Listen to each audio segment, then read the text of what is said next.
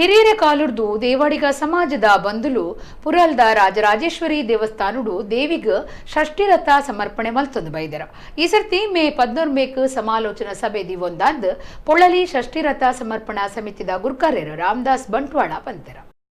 ದೇವಾಡಿಗ ಸಮಾಜದ ಶ್ರೀ ಪೊಳಲಿ ಷಷ್ಠಿರಥ ಸಮರ್ಪಣಾ ಸಮಿತಿ ಗುರುಕಾರ್ಯರು ರಾಮದಾಸ್ ಬಂಟ್ವಾಳ ಬಿಸಿ ರೋಡ್ದ ಪ್ರೆಸ್ ಕ್ಲಬ್ ಸುದ್ದಿಕೂಟೋಡು ಪಾತಿರ್ದು ಹಿರಿಯರ್ನ ಕಾಲುಡ್ದಿಂಚ ದೇವಾಡಿಗ ಸಮಾಜ ಪುರಾಲ್ದ ಶ್ರೀ ರಾಜರಾಜೇಶ್ವರಿ ದೇವಸ್ಥಾನಡು ಸಿರಿದೇವಿನ ರಥ ಕಟ್ಟುನ ಸೇವೆ ಮಲ್ತೊಂದು ಬೈದನ. ಈ ಸರ್ತಿ ರಥ ಸಮರ್ಪಣೆದ ಸಮಾಲೋಚನಾ ಸಭೆ ಮೇ 14 ನಡಪಾವುದುಂಡು.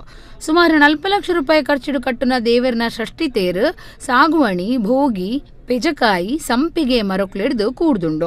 ದುಂಬು ಇತ್ತಿನ ರಥ ಭಾರೀ ಪರತ್ ಎಂಕುಲು ಕೆಣ್ಣುಣ್ಣೆಡ್ದಾವ್ರ ಏಪ್ರಿಲ್ 28 ಹೊಸ ತೇರುಗು ದೇವಸ್ಥಾನ ಒಪ್ಪಿಗೆ ಕೊಡ್ತುನು ಪಂಡೇರ. ಪ್ರಧಾನ ಕಾರ್ಯಂತಿರು ಪ್ರವೀಣ್ ತುಂಬೆ ಪಾತಿರ್ದು ಈ ಸಭೆ ವಿಶೇಷ ರೀತಿಡು ನಡಪುಂಡು.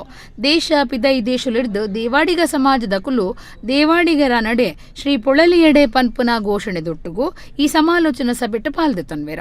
14 ಕಾಂಡೆ ಪುರಾಲ್ದ ದೇವಸ್ಥಾನಡು ಭಕ್ತರು ಪ್ರಾರ್ಥನೆ ನಡಪಾದ ಸರ್ವಮಂಗಳ ಹಾಲ್ಡ್ ಸಭೆ ನಡಪಾಂಡು.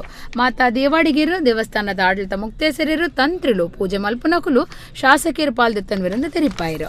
ಪೊಳಲಿಯ ದೇವಾಡಿಗರ ಒಂದು ಮುತುವರ್ಜಿಯಿಂದ ಪೊಳಲಿಯಲ್ಲಿ ಒಂದು ಸಭೆಯನ್ನ ಆ ದೇವಾಡಿಗ ಬಂಧುಗಳ ಸಭೆಯನ್ನ ಕರೆಯಲಾಯಿತು.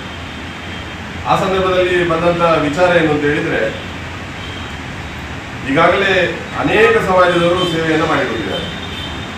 ದೇವಾಡಿಗ ಸಮಾಜದ ವತಿಯಿಂದ ಒಂದು ಯಾವುದಾದ್ರೂ ಒಂದು ಸೇವೆಯನ್ನು ದೇವಿಗೆ ಅರ್ಪಣೆ ಮಾಡಬೇಕು ಎನ್ನುವಂಥ ಒಂದು ನಿರ್ಧಾರಕ್ಕೆ ಬರಲಾಗಿದೆ. ಆ ಸಂದರ್ಭದಲ್ಲಿ ಬೇರೆ ಬೇರೆ ಸೇವೆಗಳು ಯಾವುದು ಇನ್ನು ಬಾಕಿ ಉಳಿದಿವೆ ಅನ್ನುವಂಥ ಸಂದರ್ಭದಲ್ಲಿ ವಿಚಾರಿಸಲಾಗಿರುವಾಗ ಅಲ್ಲಿರುವಂಥ ಷಷ್ಠಿರಥವನ್ನು ನೂತನವಾಗಿ ನಿರ್ಮಾಣ ಮಾಡಿಕೊಡ್ಬೇಕು. ಯಾಕಂತ ಹೇಳಿದ್ರೆ ಪ್ರತಿ ವರ್ಷ ಕೂಡ ದೇವಾಡಿಗರು ಆ ಷಷ್ಠಿರಥವನ್ನು ಕಟ್ತಾರೆ. ಅದಕ್ಕೆ ಷಷ್ಠಿರಥಕ್ಕೆ ಮತ್ತು ದೇವಾಡಿಗ ಸಮಾಜಕ್ಕೆ ಮತ್ತು ಬ್ರಹ್ಮರಥಕ್ಕೆ ಒಂದು ಅವಿನಾಭಾವವಾದಂಥ ಸಂಬಂಧ ಇದೆ.